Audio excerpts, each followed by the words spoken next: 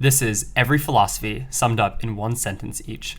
If you enjoy this video, please like, subscribe, and think about joining my free Skool community.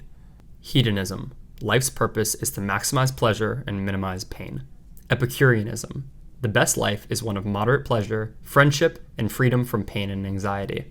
Alchemy. A blend of science and spiritual transformation, aiming to transmute base metals into gold and the soul into purity. Postmodernism. Reality, truth, and knowledge are socially constructed, fluid, and fragmented, challenging any single dominant narrative. Nihilism. The belief that life lacks objective meaning.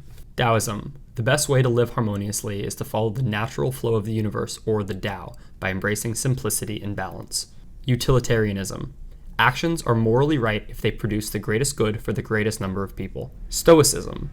Virtue is the only true good, and by accepting what we can't control, we find peace within. Existentialism. Life has no predetermined meaning, so individuals must create their own purpose through choices and actions. Pragmatism. Truth is whatever works in practice and brings about positive outcomes, valuing practicality over abstract theories.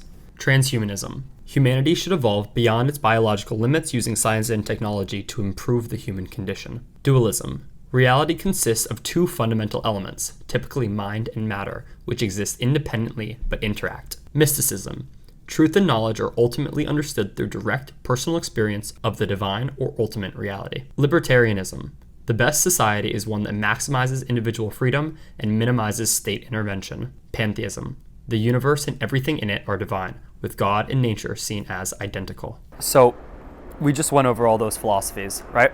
Which do we follow? How do we construct our lives? I tend to use a combination of Epicureanism, Stoicism, and more I think I'm an existentialist, because I don't know if there's meaning in the world. I don't know if there is an inherent right way to go about things.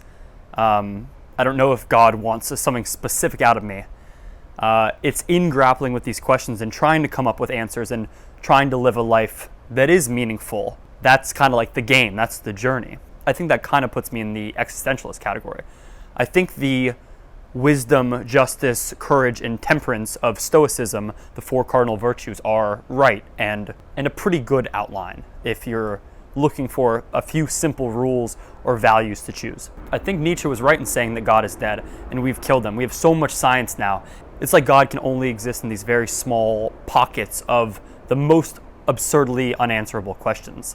And we want to find God in everything. I was learning about Heidegger recently, and we didn't touch on him in this video, but he was talking about the fact that human beings are like a ray of light entering a dark room. Like, we illuminate the room. We create the meaning. Like, this act of becoming and interacting with the world, that's the whole process. That's life. That's the meaning. The meaning comes from our interactions with everything. To think that this is my YouTube channel, that I can create something out of it. That's why hope is so important. We're very lucky. I think any philosophy that you use to traverse the world has to be rooted in gratitude and in a sense of awe that you get to be alive, that you get to be here. If you're watching this video, you're probably amongst the top 2 or 3 luckiest, percentage-wise people in the world.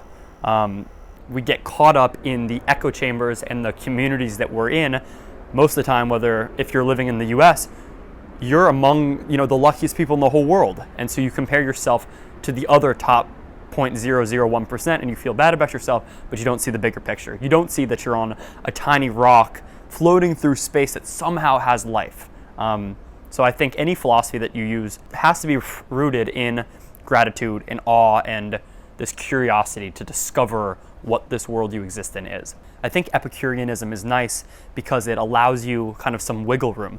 If you are a full-on Stoic, then you're going to judge yourself so harshly, and you might critique yourself when it's not really necessary. You want to hold yourself to a very high standard, but it's like shoot for the sun, but arrive at the moon. Like, you can set high standards, but you can't, beat yourself up too hard if you don't live up to those perfect ideals. You can strive for perfection, but you can't be mad when perfection isn't achieved. So that's kind of like why I like that Epicurean kind of laid back philosophical view. Yeah, if you enjoyed this video or any that are on my channel, you'll probably enjoy the Skool community. I can't decide whether I want to do a paid or a free version. I might start out with free. This is a place for smart, thoughtful, deep thinkers that want a community of friends and just people that they can talk about ideas with. Because I guess I don't really have that. I've kind of built it with my friends, but it was difficult to build, and I want to help other people get it in an instant if they want to. So also I think gratitude will be a big part of the community, and just really just having friends that are smart and interesting. So if that sounds interesting to you, I think you should join, because I think it's going to be great. Thank you guys for watching.